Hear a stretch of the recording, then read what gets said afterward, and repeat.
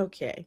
I am so sorry about that. I hit the wrong button in StreamYard. So, welcome, good morning, good evening, good afternoon, wherever you are in the world watching.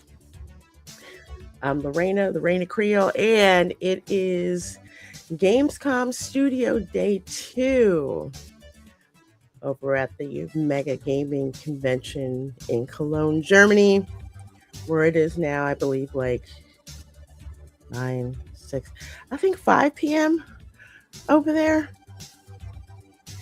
But another day with more gaming trailers. Well, I should say the trailers, but going more in depth with commentary and background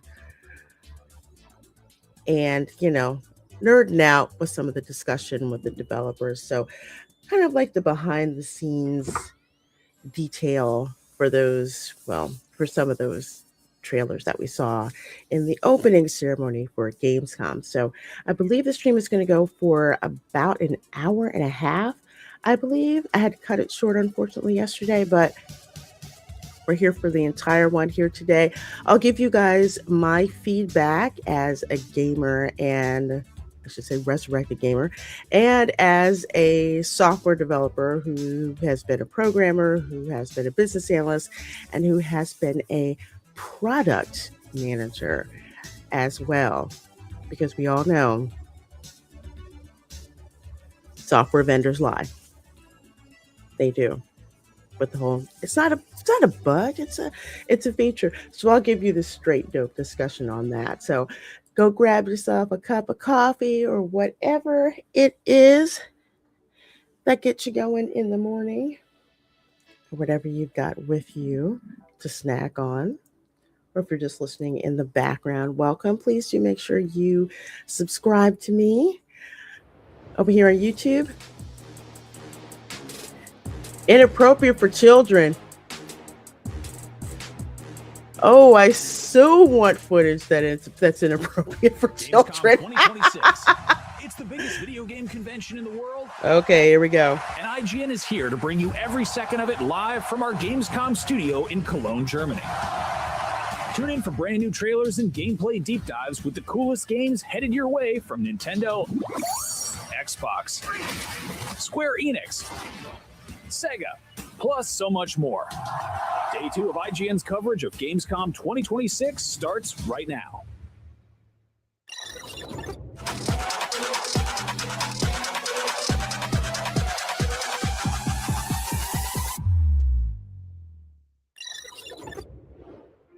Welcome to Gamescom Studio 2026. I'm Jane Douglas, here with Damon Hatfield and Max Scoville. Gamescom is always massive, but this year's show is especially packed. This is just day 2 of 5 days of Gamescom Studio we've got lined up. And that's not even counting the Gamescom Awesome Indie Show 2026, which is I hope they happening fixed at their 8 p.m. audio Central issues from European yesterday. time, so keep an eye out. There are so many games being shown off, it can be hard to keep track of them all, so be sure to head over to the Gamescom Steam event page and add your favorites to your wish list. We'll get to the games very soon, but first let's check in with Brian out on the spotlight stage. Thank you guys so much. As you can see, Gamescom is awesome and crazy. In just a bit, we'll check out what's going on with the Witcher 3 DLC. Then we'll see what's going on with Warlock. But next, it's time for Fable, a fantasy adventure I can't wait to play. But first, let's see what's going on out there on the show floor. Hey! Now, I've kind of heard some not so great stuff about You're Fable. watching IGN's live coverage of Gamescom, the biggest and coolest gaming So I'm convention looking forward in to the seeing world. more. And up next, we'll be checking out Fable, The Witcher 3, and Warlock. All of that and more here at Gamescom. Fable is shaping up to be one of 2027's biggest games, and here at Gamescom, we got to see a little more of it to hold us over until then. Here to tell me all about it, it's Ralph Fulton from Playground Games. Game director Ralph Fulton, how the hell are you? I'm very well, thank you. How are you? I'm doing really well. How are you enjoying Gamescom so far? Loving it, absolutely loving it. Been a while since I've been here, but yeah, back in the stride of things. It's really busy. It's frenetic, but it's lots of fun. Good to be back. Yeah. So we're looking at combat specifically in Fable at the moment. A lot of emphasis on combat here at Gamescom. What can you tell us about what you're showing off? No, I think almost with everything we've started working on in this game, we always go back and look at the original trilogy first, right? And that's not to say that we're Okay, it's We're interesting they remaking have that it game. on This is medium kind of a reboot. We've graphics been really clear settings, about that. The other thing we always which is do kind is of we like look at what your what average, are the games that we aspire to like be your like, that average we'd love build. to stand Because if alongside it doesn't in look the good current market, because for obviously the the original average trilogy is settings, a couple of decades old now, right? So Don't. we look at both of those why bother buying places it? and Yeah. figure out where we want to go. Now, combat for us is one of the many things in Fable that we'd never done before as a studio, right? So there was a huge learning process there. We were able to hire in a bunch of folks who had done combat in a bunch of other games that we admired, and really learn from them about it. But the root of the combat system, I think, in our game is still inspired by the philosophy of the original trilogy, that they were all about strength, skill, and will, which really was about the combination of melee weapons and ranged weapons, and Like so. magical abilities, which are magical abilities being the thing that really sets heroes in Albion apart from the ordinary folks. So that philosophy is still there. What we've tried to do is really, I guess, bring it up to date. We want the player to be able to move between melee and ranged and magic seamlessly, fluidly, really simply and stylishly, I think, as well, so that you can really show off what being a hero is all about. And for people who won't get to get their hands on it here at Gamescom, like how is that going to feel like vis-a-vis the original games, like sort of one button kind of emphasis, that very streamlined, simple kind of combat? Yeah, so definitely not one button. That's Sure. not a place we've gone with this. Extremely difficult to do that and still maintain player agency, right? So being able to choose what it is that you're working, you're wanting to use at any given point. So as you can see here, this player Again, it's is UE5. very easily and seamlessly combining magical spells and that repeater crossbow, which is kind of as close to a machine gun as you get in this kind of game. And then this massive hammer, which rounds out. Hammer. Everybody loves a massive hammer. Repeater crossbow is interesting. So yeah, this is I guess weapon to put in fairly here. powerful loadout that this player is Okay. Is running with. What we're actually doing behind closed doors, where we're giving people hands-on, is allowing them to play this, which is a segment of a quest, which is maybe sort of mid-game, I would say, probably start of the second act, with two different loadouts, just so they can feel what the loadout does to their options and how the combat feels. Because really, we want the player to be the hero. They want to fight how they want to fight, and a lot of that is, what melee weapon are you going to take? What ranged weapon are you going to take? And what 4 spells are you going to stick on your spell quads that you can see down the bottom right of the screen there? I was looking at some gameplay earlier, and I saw the magical blade spell. Yes. Personal favorite. I think iconic. We could not leave that out. We Absolutely. felt. The closest what thing kind is of other spells can spells we expect, and what variety? Like how many spells that what I've kind done of in the game is spells? Hogwarts Legacy. It's a good question, actually. I should probably have learned the numbers before I came on here. But I'll talk to you about the spells that we have here. You just saw lightning. That's on cooldown right now. We love lightning. We've actually included it in both of the loadouts in the hands-on. Okay. Just because it combines really well with other spells, like suspend, for example, and it also looks super cool. When it's leveled up to its max, you get this great chain lightning effect that happens, super powerful. Bags of fun in a sort of big enemy dungeon like this one. We also have Fireball, again, classic. Can't not have Fireball. Can't not. Yeah. That's, again, like all of our spells, you can level it up. So, when you first get it, which is actually when your heroic powers emerge for the first time in childhood. So it's your first spell? It is the first thing that comes to you when you're in great peril and you're protecting your adoptive brother. It's a fireball that comes out. I don't know if that's ever happened to you. It didn't happen to me, but it happens to your character right at the start of the game. So that's one you have right from the start of the game. Actually, I noticed it's not equipped in this particular loadout, but we'll Chef Nation? Sure. What game is this? This is Fable. Increases in power and splash damage and what have you. I've been hearing But what we rumblings do about have Fable. here is a push spell. This is the So first that's a- time I've that's seen more of a crowd gameplay. It control looks spell. like You're not going to do an enormous amount of they damage pulled with- some with things push from, as you'd from expect. But Hogwarts if you're getting Legacy overwhelmed, it's a great way just to get these guys and put away in from some you, and if you're near a upgraded ledge, weapons. It's a super fun I way was to gonna send them say. tumbling to their Hey demise. guys, Star, good please, morning. personal fave.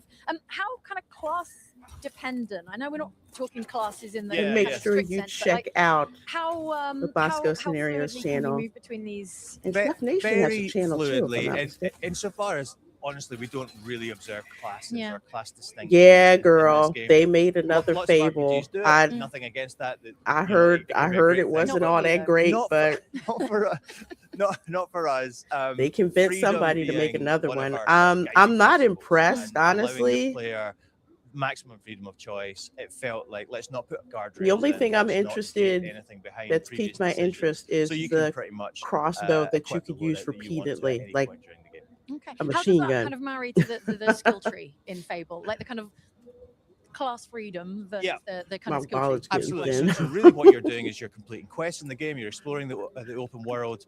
Since to I'm gain back in skill school, I points, don't have to as go much into the skill point time and unlock to things. game Not them. a revolutionary concept, I admit, but nevertheless something that works So super my effectively. playlist, my We've Steam employed wish it list here. is long, And but then my it's really playtime about is short. picking the It keeps getting spells or longer. the skills or the abilities that you want that complement how you want to go into a fight. Because really that skill tree is predominantly about how you're going to go and fight enemies, creatures, and what have you that you encounter. I do through like the your skeletons that heroic had journey. the Okay, so I really love magic blades, and I just want to get to the have end like the of that blue kind of fire in Yeah. them. branch and get the highest version of magic blades. Yes, So, absolutely. Okay, cool. Can you respec your skill tree, and does that cost you? Yeah.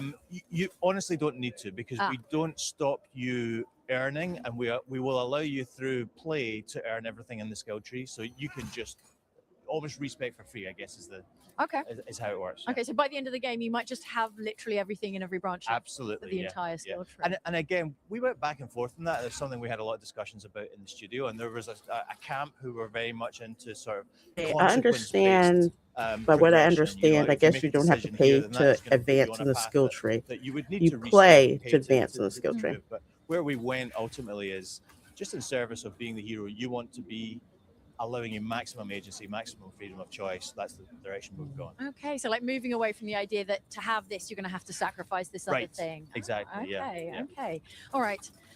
What are we looking at now? That's some lightning, I believe. That was some lightning, and it was Yes. chaining around, and that was a perfect evade. So that, again, that's a skill that you can buy from the skill tree and become super effective if you're an evader rather than a blocker. And as we've worked in this game, we found out that people are one or I see. other. Okay. I love a bit of evading myself.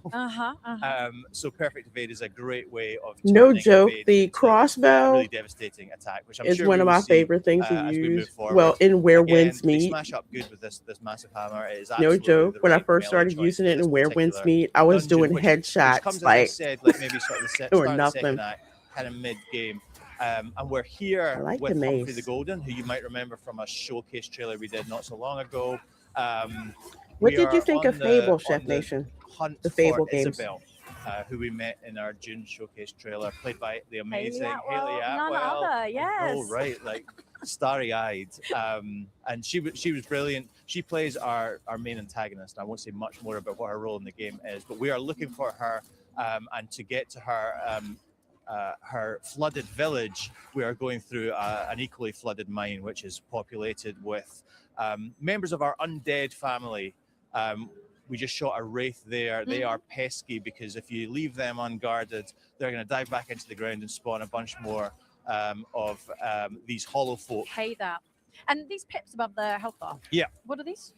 So these are Oh, ways so for you you love to recharge Fable? your health. If you Okay. get low, you press up in the D-pad. Got You you. spend one of those just to bump I'm it back not up really a again. And health fantasy management is kind of part of the video difficulty, game type of player. The only experience fantasy within our video combat, game I have played, our I know combat you're in the gonna game. laugh. Oh, yeah. It's been So Hogwarts Legacy. push off a ledge there, super effective. Lovely. And difficulty is another thing we're talking about this week. Again, the purpose of giving folks 2 runs of the same sort of dungeon is to allow them to bump up the difficulty and see how that affects you. We wanted to make sure that folks understand that you can bring your ability level to the game, and the game will be able to match you with various. But this doesn't look difficulty like levels, Fable. you know. So Really? that's, if you're a person How who so? just wants the story, I'm curious. isn't really interested in challenge, isn't interested in dying, and there are lots of people that are just there for the narrative. We have story mode. That's for you. But above that, there are then 3 difficulty levels going right the way up to master, which master will give you a really big challenge in terms of difficulty, and it's not for the faint-hearted. Or maybe because if you're in it for the sort of life sim, social sim like stuff, then maybe that's the version of the game for you. Exactly. You just want to cruise through the combat and not really worry about dying and not really worry about having to repeat because you want to get back to multiple spouses or whatever you have, yeah, that's probably for you. All right, we're running low on time. But since you mentioned Haley Atwell, when Yes. I think of Fable, I think of like I did iconic not get to British finish Hogwarts actors. Legacy. How does that casting process like work for you? So we did as well, right? Yeah. And if you go back to those original games, you read through their I can't wait lists for and number who's 2 who. too. Yeah. It's unbelievable. We felt like we had to do something similar. Why we're in the but with, cage you of know, the a more town. modern, I think that's the only cast of gameplay they British had to actors, show. British comedians, who we've been showing off a lot in a bunch of our trailers. Honestly, with someone like Haley Atwell, and for the character of Isabel, we were just kind of like, okay, who's your dream casting? Oh, so you like Blue Sky? You're Totally, like, yeah. If we could get anyone, who would it be? And then when Haley was interested, we were kind of, not flat. And we spoke to her, and she was not massively. I really into like games, Haley Atwell. but super keen on Fable, super keen on the character that we presented to her, and she really brought just incredible discipline and professionalism to the role, and to the performance capture process, and it was just a delight to work with. Yeah, she's been very cool so far in what we've seen. Yes. So, Ralph, thank you so much. We're running out of time here on the stage. Really looking forward to Fable coming in February. Yes, year. February 23rd. Well, next year. that's Thank going to you be for having right me. in the Indeed, middle thank of you so much. All right. spring semester Fable for hits me. Xbox Series, PC, and PlayStation 5 on February the 23rd. Be sure to stick So around I'll have for to our watch hands-on you guys impressions play of the Fable Fable. demo here at Gamescom. That's up next, right here on Gamescom Studio.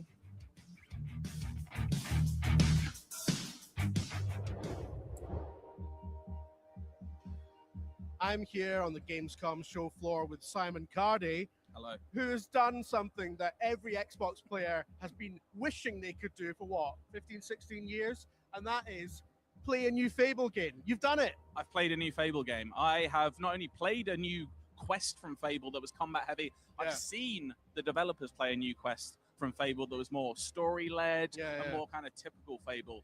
Should we start with the combat? Because that's kind of where the newest stuff is. Absolutely. Because is it that different from sort of Fable 2, 3? Because they had a very I forgot. Yeah, they straight were sort of kind of combat outside a little bit. quality combat system. Is that gone? Yes, this is very much a more modern combat system, I'd say. So I got to play even the same mission twice through with different loadouts, but both with the same primary weapon, which is like a big old like two-handed hammer. So I got to swing into some like skeleton creatures that had wraiths flying out of them. It also worked on the wraiths, so the physical damage works on ghosts. That is confirmed. There's a headline for you there. But I also had a bow and arrow, which was a great little ranged weapon to use, and it felt good too. It had really nice feedback on the triggers. It definitely didn't feel like that one-button combat, like really simplistic combat we used to in Fable. It felt more like a developed modern like action adventure should feel, which was really pleasing, because that was my kind of one question mark. I was kind of sold on the tone of this Fable and like the story trying to tell, but combat was a Was real the combat question system mark. not that great liked that in the other Fable games? I haven't had this confirmed yet, but it didn't really seem like you have to like specialize in a class, or you still have all your spells, which if you hold on the right trigger, you can select one of 4 different spells. Okay. And so you can mix and match, and there's like great synergy I think you can achieve using those spells. Okay. All right, so I know talking about Hogwarts the Legacy. tone, Well, I think being a I wasn't supposed to use AK. I think originally there was a bit of skepticism. But one of my favorite looking after weapons that, but was the shown, excuse really me. sort of shown that they actually can. Oh my gosh, I'm blanking on the name of that darn plant. I think Playground really get that, and I saw that kind of in both of the things I saw. So That screaming plant, man, that was like a sonic bomb. I loved it. The enemies into a chicken. You kind of Fable about chickens. And Okay, here's your skill tree. All right. Chicken. So you can either just punt it, you can hit the chicken, classic. If you happen to turn one of those undead skeletons into a chicken, it will become an undead chicken. Then if you throw a fireball onto that chicken, it becomes a roast chicken. It's just silly. I like it. And Fable needs to be silly. Thank you, Mandrake. Yes. Groundbreaking story. Maybe this will move me. Maybe I'll end up in a fun. I had to go visit the Mandrake lady by the through any sort of real by the graveyard, and then grow my own mandrakes.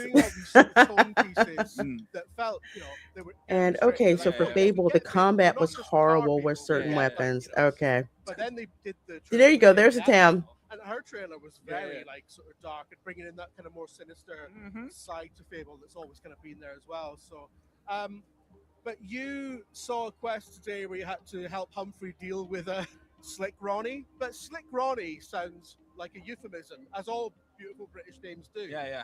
It kind of sounds like a Lonely Island song, but yeah, it followed on from sort of the main quest, the outset of Fable, the establishing story moment that we know about is this Hayley Atwell villainess character called Isabel.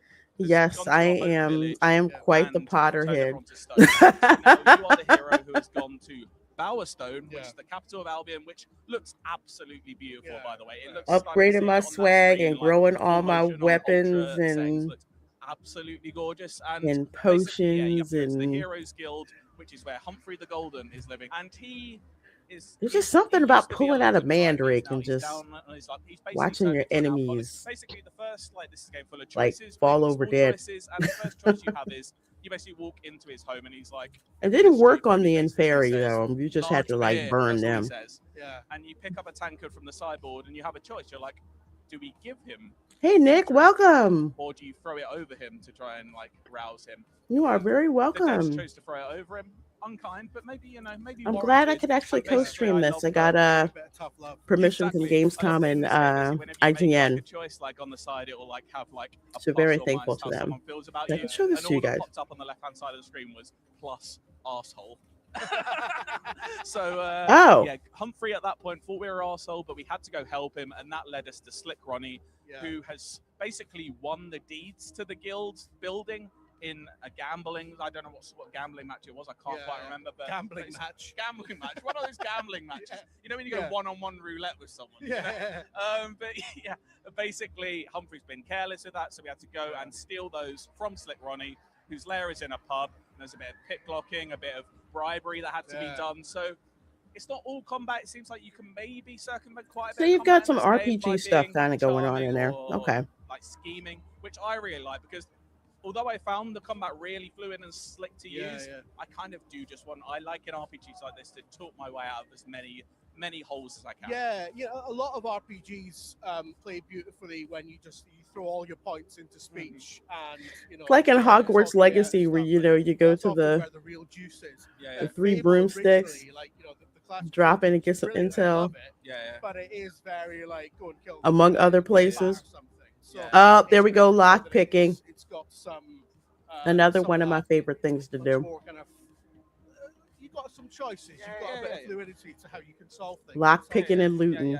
I'm really looking forward to it now. I feel like it's one where I was already really looking forward to Fable, but as we said, I kind of had those initial doubts maybe of like, okay, it's a new studio. They've only, like you said, only done driving games before. Like they're having to build combat from the ground. They've never done it before. They might have brought in people that may have helped with that, but like it really is.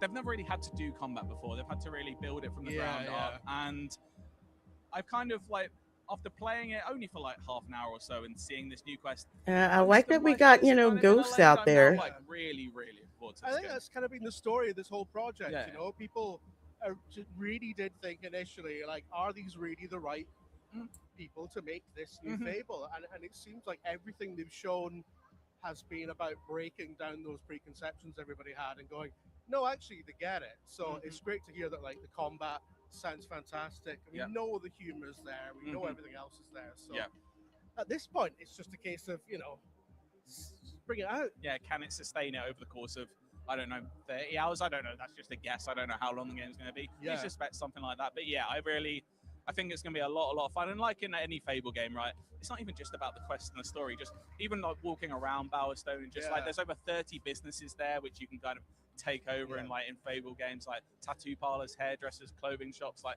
you can customize it all to your heart's content and have whatever family you want as well. It's we were playing in the demo as a female hero who had a spouse called Elliot and a daughter called Daisy, and we went to their home and met them and they seemed lovely. And you know what? I think the passion was still alive because, we were walking away from the house and Elliot, in the distance, you could hear him just go, oof, I'm glad I married all of that. So, a level of charm there that really only, I think, the British can provide. Will Rockstar Games have another leak before their Netflix debut? That's what you need. It's come a long way from. I'm guessing that they will. Cameos, thankfully. But yeah, it just I mean, sounds that's like pretty Fable. screwed up that their So, cybersecurity yeah, I was can't wait. just so I'm very excited. Be excited. either so Yeah. lax Be excited. or That's they how we're pissed off the finishing this. wrong Be excited. developers. I'm just saying. Because the amount, is that a chicken? How? And you know, people are feeding that chicken at the convention. I'm just saying. IGN's coverage of Gamescom 2026 is presented by Fable. The average Cinefix movie list features nearly 100 different films and approximately 25 minutes worth of wall-to-wall deep dive analysis. To simulate that pace for this 30-second ad, we're featuring 26 different films. And before you say it, no, that math does not check out. We're not math people, we're movie people. We can't even count down from 10 without ending up at like 96. Yeah, people are Subscribe like, to no IGN disc, no Movies buy. and TV for more Cinefix Which movie I do lists. not blame Bad them at for math, that. Great at movies. Can't find that final collectible you're missing? Maybe it's just me. IGN strategy guides and interactive It maps could not are be here just to me. help. One step at a time. The whole thing for me IGN is like guides are digital trusted was by millions, always easy to use, and the best of backup all, free. in case IGN something has the happened to very the best, disc, most not complete and accurate guides for get Shadow everything of the on Erd Tree, digital Baldur's Gate and 3, Tears of just the have the Kingdom, disc there and just so to much be more. there. No. See? It's good, right? Every guide is tested and verified for you by experts. And Just then search all for the IGN pushback when you search against for guides. physical, because let's face it, they do not want to pay the money to press a physical disc. IGN Plus is where your adventure begins. What are you selling? Plus is the place to get unlimited access to all the tools you need to beat your games. Here's what you need to know. Speaking of print, remember when we used to have game guides that were actually printed? Remember that? Maybe this would tease open your money pouch. Plus, ad-free browsing on IGN.com. Plus, unlimited game help tools like premium interactive maps with your own custom map markers, filters, marker notes, and more. Plus, access to sweepstakes, giveaways, and free game keys. Wow. Exactly. Want more? Head to IGN.com/plus and start your adventure today.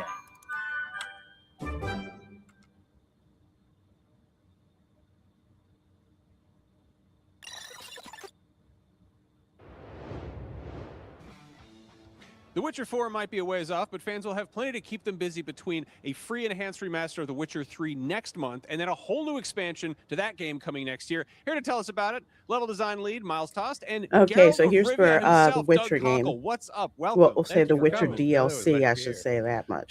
Yeah, so you are, the CDPR is in everyone's good graces right now. It's just the big announcement that, hey, this game that 65 million people own, we're making it nicer for free and everyone can just have it. That's so cool. It's so bizarre to see that level of positivity around an announcement. Usually I feel like there's a lot of angry comments regardless of what anyone's doing. Is there a little detail in the laundry list of features you're I mean, who's going to say no to free? enhanced remastered version? Or is it that you it's didn't get a free, chance to but shout it'll out eventually on stage cost last you? night? Oh, that's a really good question, actually. I love that. So I get to kind of call it another baby. First off, I want to say this is something we're not taking for granted, right? Like, we had some expectations for this being cool, but the response has been overwhelming. And we have a bit of a history sort of in trying to prove our goodwill and all of that stuff. So for us, it's like the moments like these are amazing, absolutely incredible. What a privilege. And for the feature, I think one that I really like that was kind of mentioned in the trailer a bit, but I don't think we spotlighted enough is transmog. I keep saying that it would be so cool for us to now come up with our own term to fashion souls, but Witcher, whatever that might end up being. No, that's a big one. People are definitely excited about that. Now, I honestly don't even want to spoil this. I just want to jump into that when that comes out. That's September 29th. Is that right? That's it's right. Very close. Very nice. Not like I didn't have anything going on next month already in video games. Just Okay, so busy year. I want to talk about songs of the past. This is a so with whole the new Witcher 3 expansion. DLC, It has there's been, what, like 12 more years since advanced Blood and combat, Wine. Where does game this take place in relation combat to Geralt's mechanics, previous adventures? And Doug, what's Geralt been doing all this upgrades time? and Where has he stuff. been? Well, as we know, he's been at Corvo Bianco, tending to his vineyards, drinking some fine Redanian red here and there, inviting guests to come and join him, Triss, Yen, Dandelion. You know, he's been Seems having a great time. Seems like a good time. And I get the sense that Dandelion's in kind of a bad situation in this expansion. Is that right? When is he not? Yeah.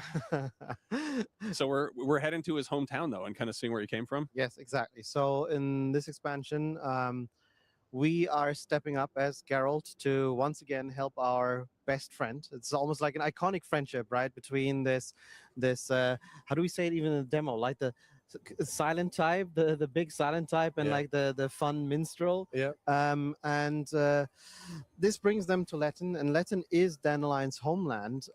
It's a super cool new region, which is cool because it gaming devs trying not to lie. like Skellige, like you know what? Velen. It has its own unique identity, both in terms of landscape, it's culture, the demographics. From working in software development, it's not to say that they're I think a lot of people will really lying. enjoy We'll to just say explore. that they're Nice bending the truth now, in a Geralt's way had like that a lot of adventures since the last time is we saw not him good. in a game. He was in he had his own Netflix show. I had He fun got a new calling book. that He crap got 2 out. anime movies. He got a stack of comics. He went from being like kind It's of just kind like, of an look, esoteric let's figure face it, you just to, don't want to do like, it a because it's household not name. Like, he's a sexy. big deal. Doug, Be how has honest, this changed your but you approach got to do it. to playing Geralt? You gotta Have you fix found it. that there's like more pressure now that Especially he's like software legendary? Like what's vendors, what's your they outlook on oh that? my gosh, they It lie all the hasn't really time. changed my approach at all.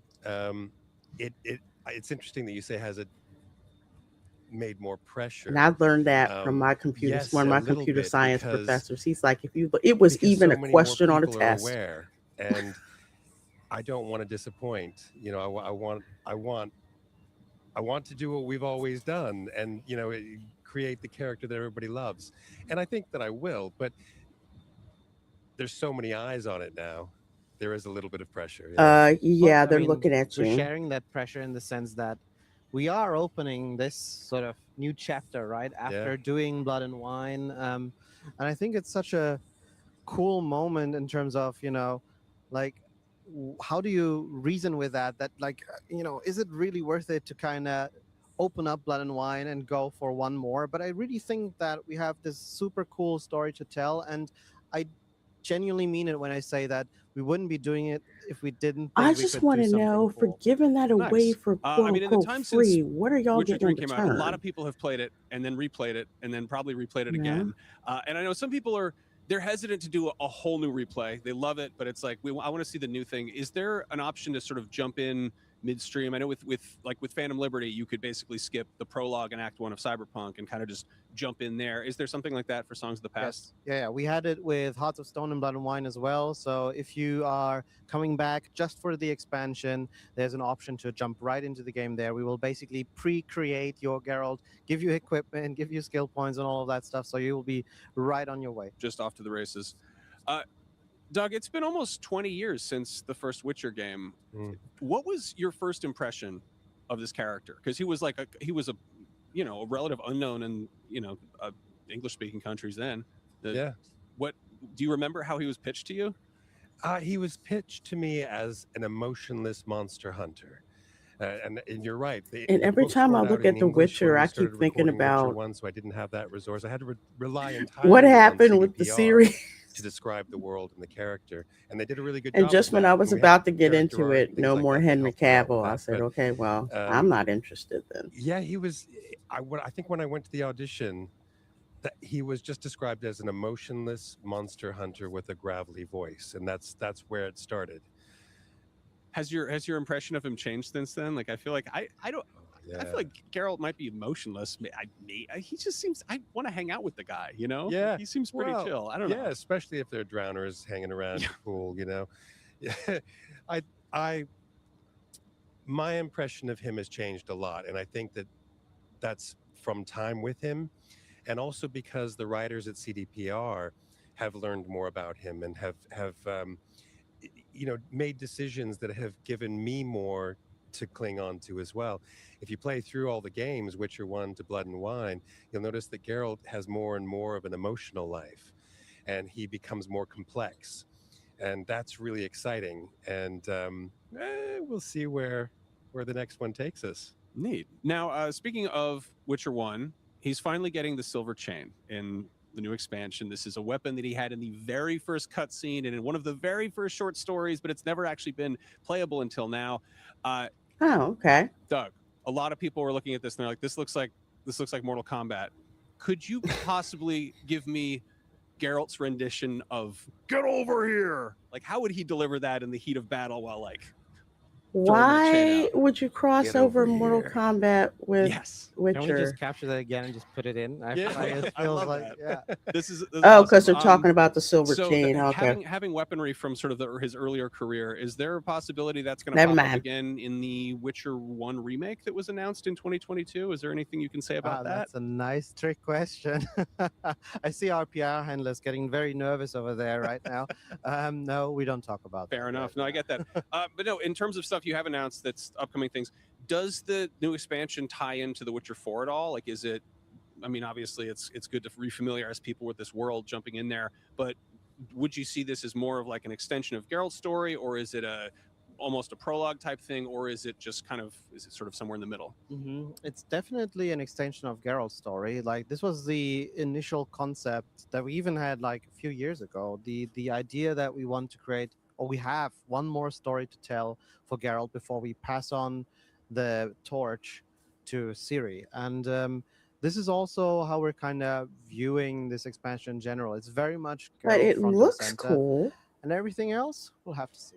Okay, yeah, I don't want to spoil too much. But then again, I'm not a fantasy going game back to player, really. enhanced Outside of Hogwarts remaster Legacy. of the many features you've got in there. You know, Although that there's will changes probably to combat, there's change. changes to Not probably. traversal. It will How change do you with Tides of incorporate that stuff without Annihilation. sort of breaking the game? Because it's all kind of, it's all a house of cards there. So the truthful answer to that is you don't. So, if this was what it was, then it would be super easy to make this stuff. But like, the reality is that there's a lot of awesome people, a lot of teams involved who are working to make this happen, and they're really pouring all of their energy and hearts into this. And the fact is that if you open like these working systems to completely rework them, add new animations and all of that stuff. And in what part is also, next year? in the case of, ray tracing, adding new tech to the engine, right, on top of what exists, it's bound to break something. But the part of the process is also that we will work with that and we'll go through it and eventually, release it. It's fascinating to see. Doug, did you do any new recording for this, or is that just for the expansion stuff? For the remaster. Remaster, yeah. No, I don't think so. I think that's all technical stuff, so that there's no new performances that I'm aware of, anyways. You're keeping busy with new adventures elsewhere. Oh yeah. I'm very excited to see this stuff come through. One last question: what's going on with the Switch 2 version? Is that happening? Is there like a Switch 2? Yeah. Yes. So we're both we're doing something super cool new for us. We're doing both Battle.net now and the I Switch feel 2 some kind version. of way about the And Switch 2. from my understanding, I'm not fully correct on this.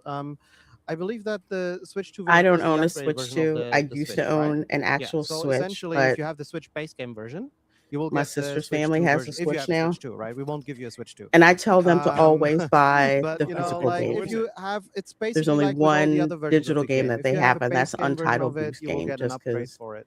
I And you get couldn't the find upgrade it if you at the have the store. physical version too, for Yes, whatever I version? think it's a download. Did you see It's- the I feel like people are Hellraiser so game used to being trailer? It skeptical looks about amazing. announcements. Yes, Like, what, I do have seen the to do? And it's like, Hellraiser you just get game it. trailer. You get the thing.